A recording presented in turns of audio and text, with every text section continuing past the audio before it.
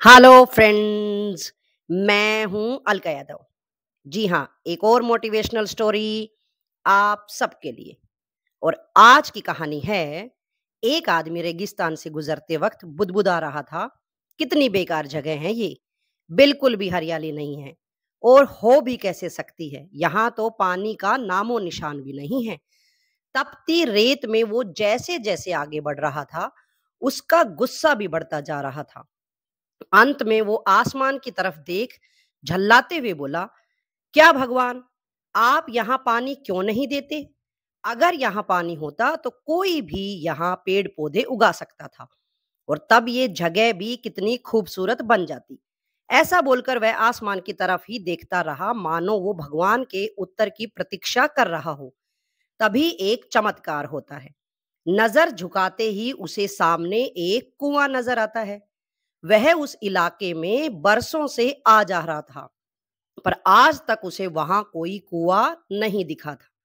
वह आश्चर्य में पड़ गया और दौड़कर कुएं के पास गया। कुआं लबालब पानी से भरा था। उसने एक बार फिर आसमान की तरफ देखा और पानी के लिए धन्यवाद करने की बजाय बोला, पानी तो ठीक है, लेकिन इसे निकालने के लिए कोई उपाय भी तो होना चाहिए।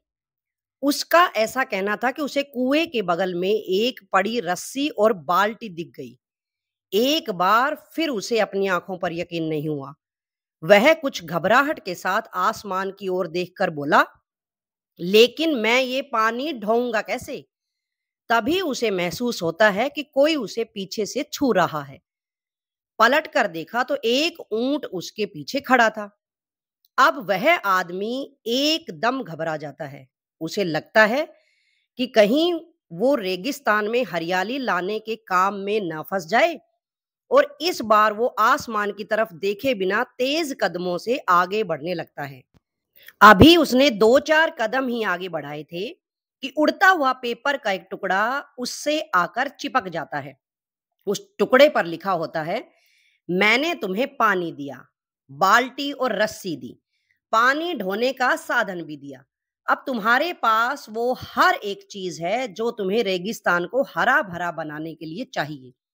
अब सब कुछ तुम्हारे हाथ में है। आदमी एक क्षण के लिए ठहरा, पर अगले ही पल वह आगे बढ़ गया और रेगिस्तान कभी भी हरा भरा नहीं बन पाया।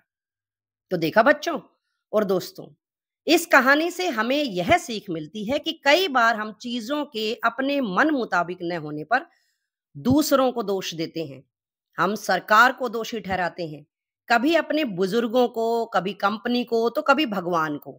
पर इस दोषारोपण के चक्कर में हम इस सच्चाई को अनदेखा कर देते हैं कि एक इंसान होने के नाते हम में वो शक्ति है कि हम अपने सभी सपनों को खुद साकार कर सकते हैं।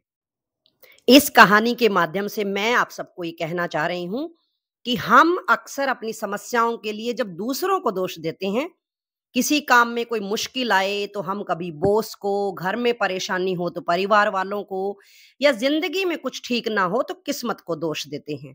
यहाँ मैं विद्यार्थियों को भी कहना चाह रही हूँ कि कई बार उनके परीक्षा में कम अंक आते हैं तो वो भी कभी टीचर को, कभी दोस्तों को, तो कभी घर वालों को दोष देते हैं। हम सबको ये समझना चाहिए कि हमें अपनी परेशानियों को खुद हल करने की कोशिश करनी चाहिए। हमारे अंदर बदलाव लाने की शक्ति निहित होती है। हमें सिर्फ चीजों के मिलने का इंतजार नहीं करना चाहिए, बल्कि जो कुछ हमारे पास है उसका इस्तेमाल करके खुद ही अपने रास्ते बनाने चाहिए।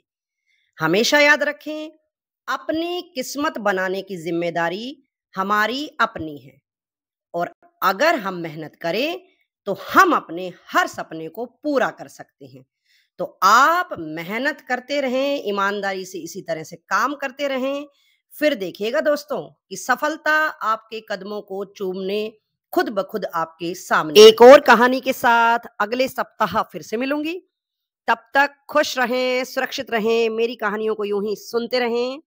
फिर मिलेंगे दोस्तों। नमस्कार।